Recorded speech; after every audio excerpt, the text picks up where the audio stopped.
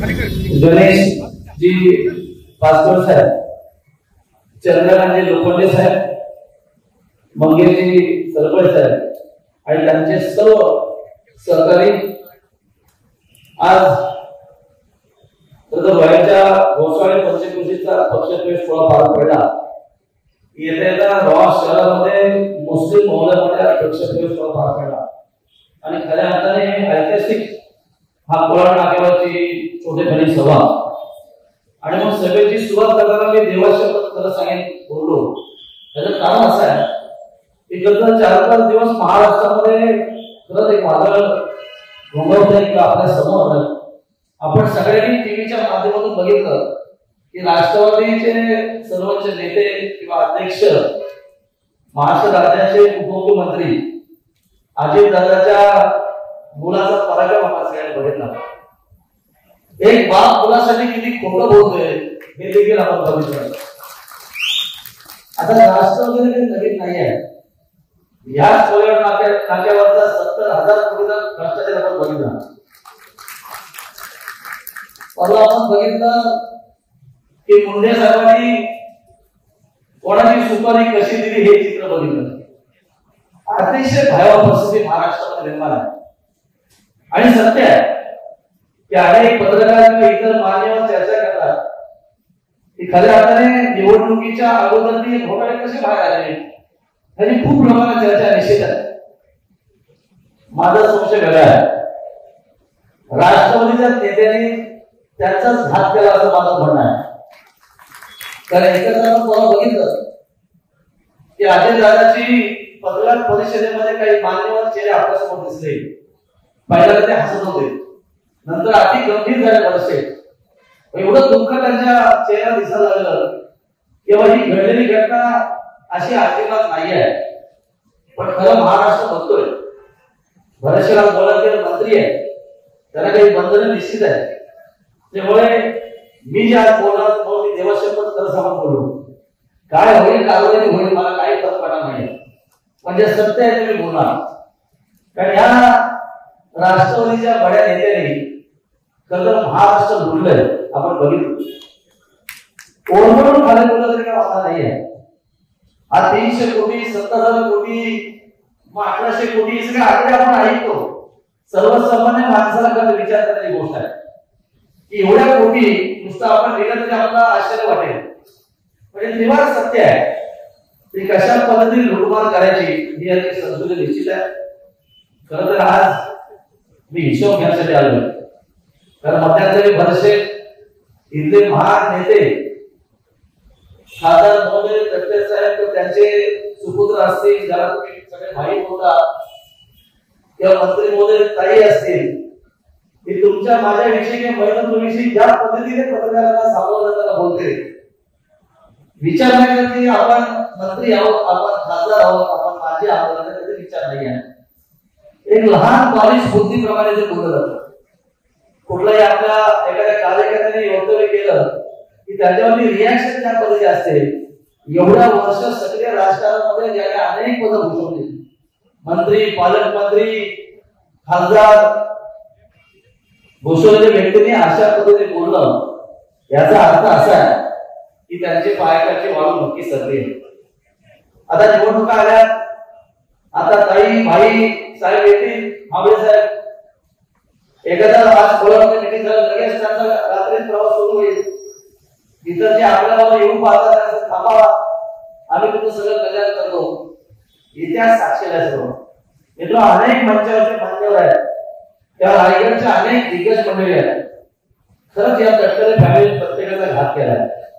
म्हणजे मी नेहमी सांगतो, मला तर 3 वेळा बसवलं, बरेचशे 2दा बसवलंय. आता मंचावरचे ज्ञानदेव असतील मोदीचे अनेकांना बसवले. आता एक निश्चित चुकी आहे.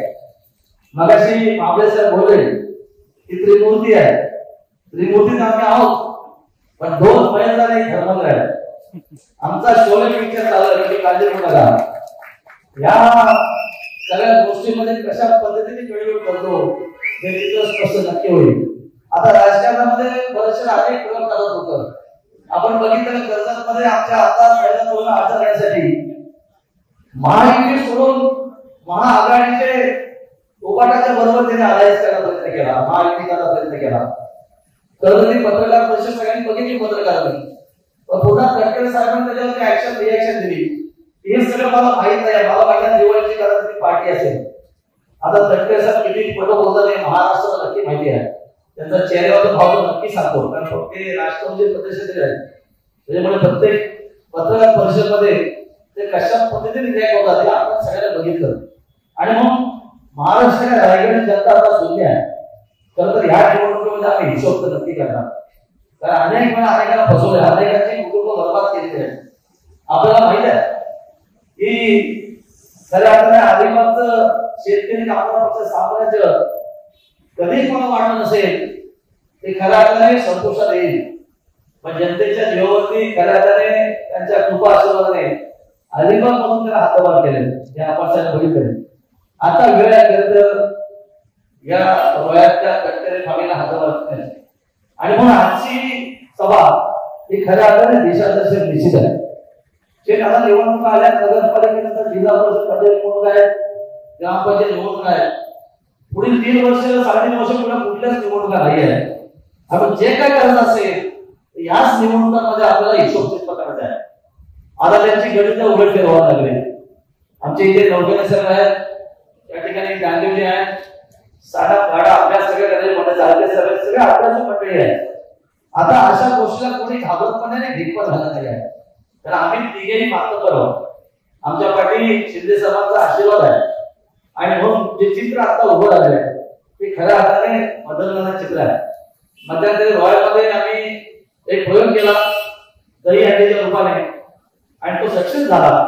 तर शिंदे साहेबांना त्याच्या सहकार्याचं नक्की कौतुक करेन. त्यानंतर आमच्या ताईंनी प्रवेश केला राष्ट्र प्रमुख काय, म्हणजे एक रोहा बदलण्याचं चित्र स्पष्ट झालंय.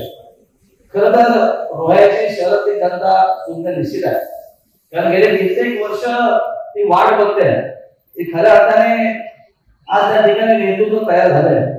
आणि म्हणून बदलत्या रोह्यामध्ये आज आपण बघितलं की आशावादी लोक पण त्या ठिकाणी जाऊन बघितलं की आम्हाला उद्या तटकऱ्याच्या कुपनासोबत तिकीट मिळेल का, पण तसं दिसत नाहीये.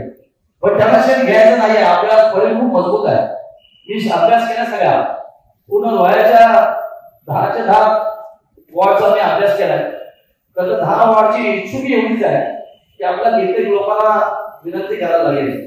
आणि मग रोहा बदलत्या रोह्यामध्ये आज निश्चित रोह्याची जनता उभी आहे. ती खऱ्या अर्थाने निवडणुकीला सामोरं जात असताना रोह्याची जनता हे बदल निश्चित होणार.